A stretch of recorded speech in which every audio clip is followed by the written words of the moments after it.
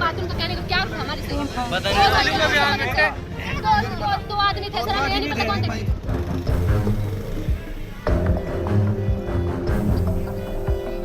यमुनानगर में रोडवेज की बदहाल व्यवस्था को लेकर छात्रों का गुस्सा आखिरकार सड़क पर फूट पड़ा।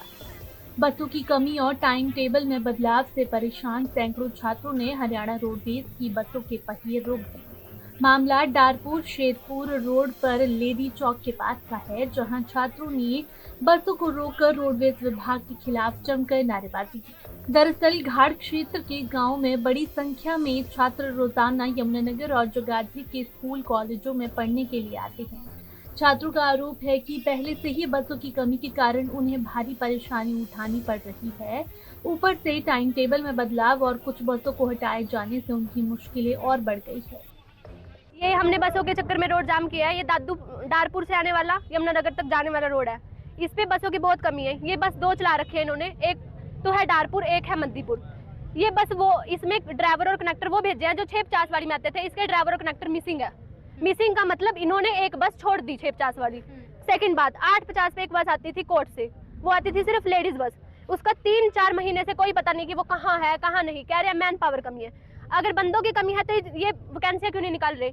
क्या हम इनको वैकेंसी निकाल के देंगे या हम इनको ऐसे ही लग जाए, ऐसे इनकी बस चलाने लग जाए उठा के? बसें तो बहुत पड़ी होंगी क्योंकि मैन पावर की कमी है इनके पास तो सिर्फ। सेकंड बात, अब यहाँ पे आके कहते हैं ऐसा धरना धरने से कुछ नहीं होगा, हाथ हिला के चले गए। इनको हमारी बातों का सॉल्यूशन देना चाहिए था, ना कि ये उल्टा जवाब देना चाहिए था। थर्ड बात, जब हम यहाँ पे खड़े हैं तो किसी मजबूरी को लेके खड़े होंगे। अगर हमारी डीएमसी हमें साल भर घर बैठकर मिल जाती तो क्या हम बस में ट्रैवल करते? नहीं, बस में ट्रैवल तब कर रहे हैं क्योंकि हमें पढ़ना है।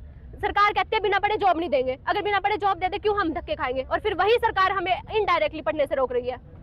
ये कहते हैं कि तुम जनता को परेशान कर रहे हो। हम जनता को परेशान कर रहे हैं या गवर्नमेंट जनता को परेशान कर रही है? जी ऑफिशियली एक आप ये लगा लो, एक लेक्चर पूरा दिन खराब चला गया हमारा, पूरा दिन।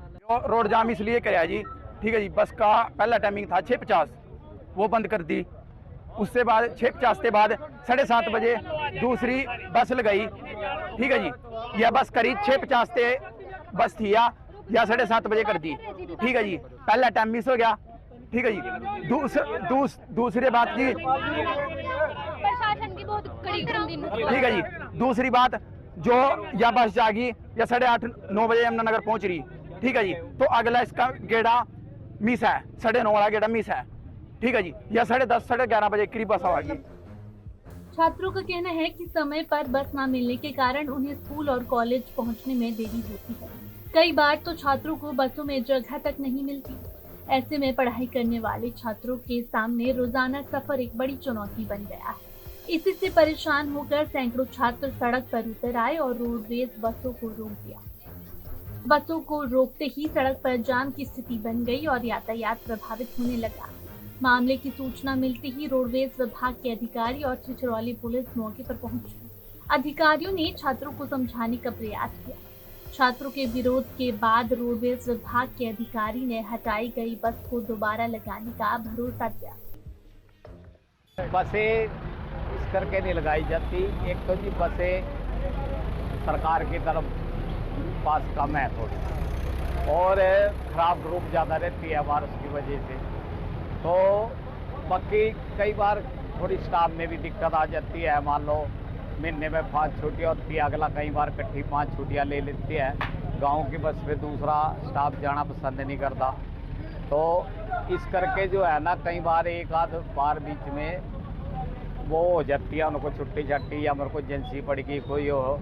और हमारे पास भी जब अचानक एकदम आता है तो हमारे पास भी कोई बंदा स्पेयर नहीं होता जिससे हम एकदम भेजते हैं उसको। तो बाकी कोई ऐसी दिक्कत वाली बात नहीं है। थोड़े बच्चे हैं ये सूचना मिली थी कि स्कूल के लड़के बसे रहते, सरकारी जाम की स्थिति बन गई है, जिस पर हम सूचना पर मैं आया था।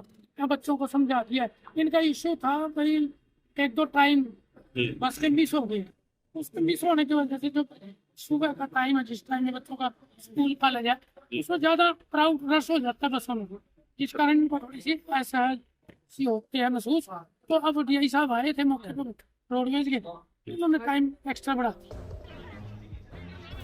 अब सवाल ये है कि क्या सिर्फ आश्वासन से छात्रों की परेशानी दूर होगी? धार क्षेत्र के छात्रों को रोजाना पर्याप्त बसें मिलेगी या फिर उन्हें अपनी मांगों के लिए दोबारा सड़क पर उतरना पड़ेगा।